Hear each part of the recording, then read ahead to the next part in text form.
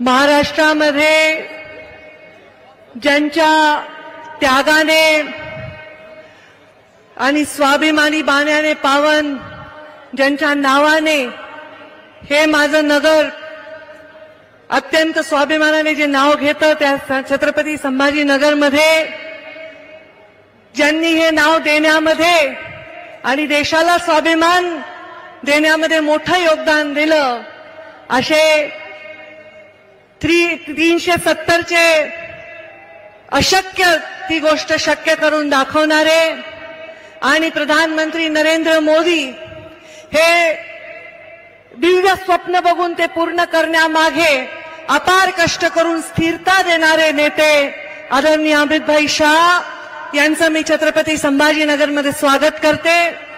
मंचावर त्यांच्या समवेत विराजमान ते देशाचे गृहमंत्री आहेत तर राज्याचे गृहमंत्री देवेंद्रजी फडणवीस, राज्याचे भारतीय जनता पार्टीचे अध्यक्ष चंद्रशेखरजी बावनकुळे, मंचावर विराजमान सर्व मंत्री महोदय, सर्व खासदार, आमदार, पदाधिकारी आणि छत्रपती संभाजीनगर मधील समोर उपस्थित असलेल्या क्लस्टर मधील सर्व भारतीय जनता पार्टीचे कार्यकर्तागण, वडीलधारी मंडळी, युवा बांधव आणि माता भगिनींनो, आज अमितभाई शहांचं येथे येणं हे भविष्यामध्ये अजून ताकदीने या मैदानात उतरण्याचं मला वाटतं एक द्योतक आहे असं म्हणायला हरकत नाही।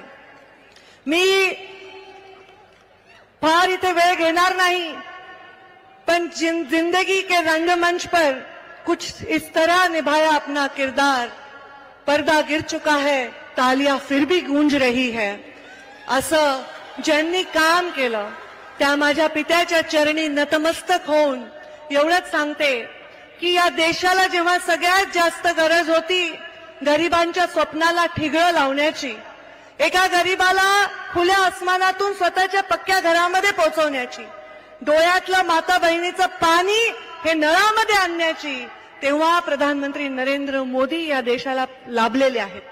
आणि या सर्व योजना, या योजनांची पूर्ण वाचून ज्यांनी दाखवलं त्या सगळ्या मंत्र्यांनी त्याची पुनरावृत्ती मी करणार नाही।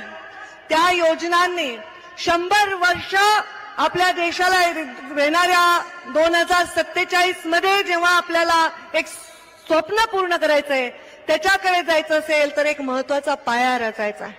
अनेक वर्ष ज्या फाटक्या टेंटमध्ये प्रभू श्रीरामाचं वास्तव्य होतं त्यांना मंदिरात नेण्यामध्ये जर यश आलं आहे तर त्यांच्यावर प्रेम करणाऱ्या, विश्वास ठेवून रामराज्याकडे डोळ्यामध्ये आशा लावून प्रतीक्षा बघणाऱ्या देशाच्या कानाकोपऱ्यातील प्रत्येक माणसाला असं वाटलं पाहिजे की रामराज्य आलं आहे, हे दायित्व प्रधानमंत्री नरेंद्र मोदींनी स्वीकारलं।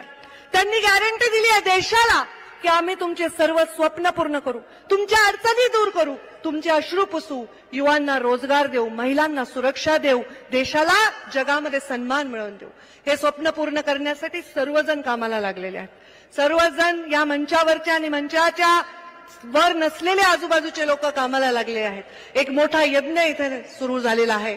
या यज्ञामध्ये आपल्या प्रयत्नांची सर्वांनी आहुती द्यायची आहे। अमितभाई शहांच्या समवेत मव म्हणून या कामाला सुरुवात करायची आहे। 3 इंजिनचं आपलं आता सरकार आहे। 1 इंजिन असेल तर जोरात ट्रेन धावत असेल, 2 असेल तर आणखी जोरात धावेल, 3 आहे तर आणखी जोरात धावायला पाहिजे। त्यामुळे महाराष्ट्राकडून अमितभाईंना कमीत कमी त्रास झाला पाहिजे असं काम सर्वांनी केलं पाहिजे। एवढी शक्ती अमितभाईंच्या विचारांनी महाराष्ट्रामध्ये ओतली आहे तर महाराष्ट्रापेक्षा दुसऱ्या राज्यात त्यांनी लक्ष द्यावं आणि महाराष्ट्रामध्ये आम्ही जास्तीत जास्त खासदार निवडून आणून देऊ असं वचन मंचावरील विराजमान सर्वांनी त्यांना देण्याची आवश्यकता आहे। त्याच्यामध्ये छोटासा म्हणजे एवढासा चिमटी एवढा वाटा मी माझ्या परीने उचलायला सज्ज आहे। आपल्या सर्वांच्या आशीर्वादाने मी आपल्या सर्वांना वचन देते की अमितभाईंनी आता जे आव्हान करतील नक्कीच त्याच्या मागे फार मोठं स्वप्न असणार आहे। त्या स्वप्नामध्ये सगळ्यांनी योगदान देत राहतील असा विचार मी या निमित्ताने व्यक्त करते आणि माझ्या वाणीला विराम देते। धन्यवाद। जय हिंद, जय महाराष्ट्र। खूप खूप धन्यवाद ताई। यानंतर मी महाराष्ट्र राज्याचे माजी मुख्यमंत्री आदरणीय अशोक चव्हाण साहेबांना विनंती करतो की आपण आपलं मनोगत थोडक्यात व्यक्त करावं।